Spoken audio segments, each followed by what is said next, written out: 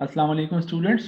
तो आज हम क्लास 10 मैथमेटिक्स के साथ चैप्टर नंबर 2 एक्सरसाइज 2.3 जिसमें हमारे पास पहला सवाल है, without solving find the sum and product of the roots. आज हमने डिफरेंट किस्म के क्वेश्चंस के रूट्स का सम और प्रोडक्ट फाइंड करना है, क्योंकि पिछले लेक्चर में हम ऑलरेडी फार्मूले दोनों डिराइव कर चुके थे, सम ऑफ रूट के लिए भी और प्रोडक्ट ऑफ रूट के लिए भी।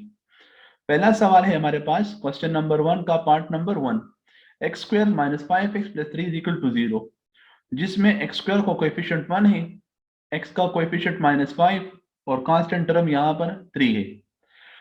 यहाँ पर जो एक्स स्क्वायर का कोएफिशिएंट है वो a को रिप्रेजेंट कर रहा है, तो a की वैल्यू 1।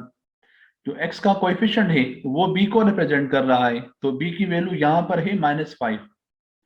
और जो कांस्टेंट टर्म है वो हमारे पास c था, तो c की वैल्यू यहाँ पर हमारे पास है 3। बेसिकली इसकी कंपैरिजन हम यहाँ पर कर लेते हैं standard form of quadratic equation के साथ, जो हम चैप्टर नंबर 1 में काफी तफसील से डिस्कस कर चुके थे। Now coming towards sum of roots, अब हम यहाँ से सम ऑफ रूट्स फाइंड करना चाहेंगे। तो फार्मूला है हमारे पास alpha plus beta is equal to minus B by A. B की वैल्यू भी हमारे पास मौजूद है और ए की वैल्यू भी यहाँ पर मौजूद है। बी की वैल्यू -5 पुट कर दी और ए की वैल्यू हमने यहाँ पर 1 पुट की है, लेकिन यहाँ पर माइनस और माइनस बन जाएगा प्लस, तो 5 डिवाइडेड बाई 1, लेकिन डिनोमिनेटर में 1 को लेके या ना लेके इस पे कुछ फर्क नहीं पड़ता। Now coming towards product of root, अब अगर हम प्रोडक्ट ऑफ रूट्स की बात करते हैं तो प्रोडक्ट ऑफ रूट्स के लिए हमारे पास फॉर्मूला है alpha beta is equal to c divided by a. The value of c is 3 and the value of a is equal to 1. So now putting these two values, ये दोनों values यहाँ पर put करने के बाद ये बन जाएगा 3 divided by 1 and 3 divided by 1 is equal to 3 के बराबर है हमारे पास, क्योंकि डिनोमिनेटर में हम 1 लिख के या ना लिख के इस पे कुछ फर्क नहीं पड़ता। इसी क्वेश्चन नंबर 1 का जो पार्ट नंबर 2 है इसको आप लोगों ने खुद ट्राई करना है, as it is part number 1 की तरह है, सिर्फ आप लोगों ने फार्मूले में वैल्यूज पुट करनी है। Now coming towards part number 3, part number 3 हमारे पास वेरिएबल्स फॉर्म में है px square minus qx plus r is equal to 0। ये भी हमारे पास extended form of quadratic equation है, जिसमें a की वैल्यू हमारे पास p है, b की वैल्यू हमारे पास -q and the value of c is equal to r। Now using the same formulas sum of roots and product of roots, sum of roots हमारे पास है -b बाई a और product of roots हमारे पास है c divided by a।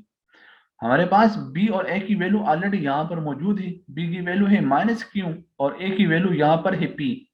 Minus minus बन जाएगा plus, तो सम ऑफ रूट हमारे पास आ जाएगा q divided by p। Now similarly हम यहाँ पर प्रोडक्ट ऑफ रूट में भी वैल्यू पुट कर लेंगे, so the value of c is r and the value of a is equal to p। इनको पुट करने के बाद रिजल्ट हमारे पास आएगा r divided by p which is the product of roots.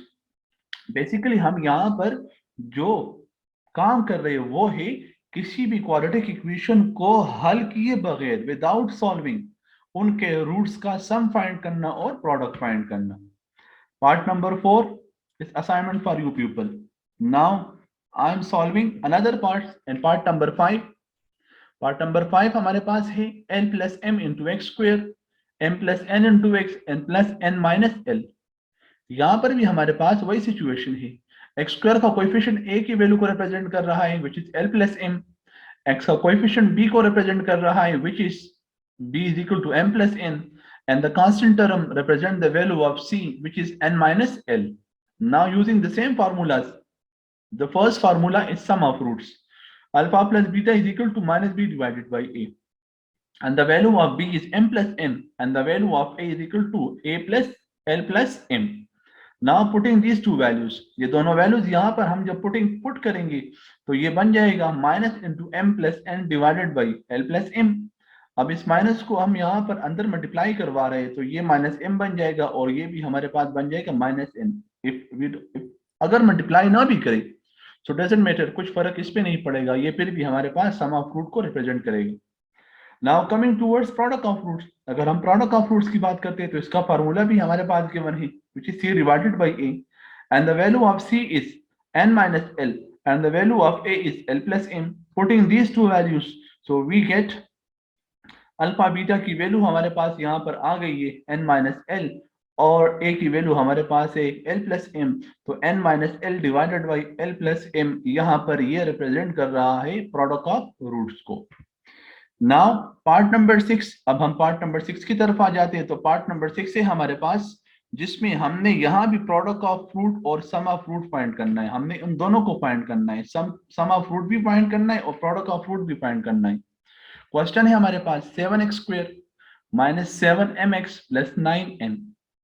तो वही सिमिलर बात है, यहाँ पर coefficient of x square a की वैल्यू को रिप्रेजेंट कर रहा है विच इज 7, तो coefficient of x represent the value of b which is minus 7m and the constant term c which is 9n.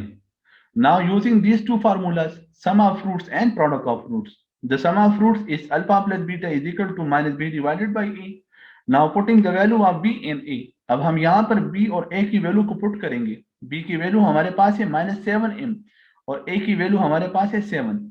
Now this minus and minus, this will become plus, so now 7m divided by 7, 7 cancel हो गया, तो यहाँ पर हमारे पास result आ गया alpha plus beta is equal to m which is sum of fruits.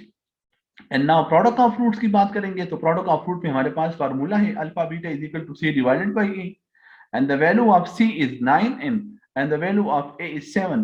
So now putting these two values, ये दोनों वैल्यूज पुट करने के बाद प्रोडक्ट ऑफ फ्रूट हमारे पास आ जाएगा 9m डिवाइडेड बाई 7, और ये था हमारे पास इसका रिक्वायर्ड रिजल्ट्स।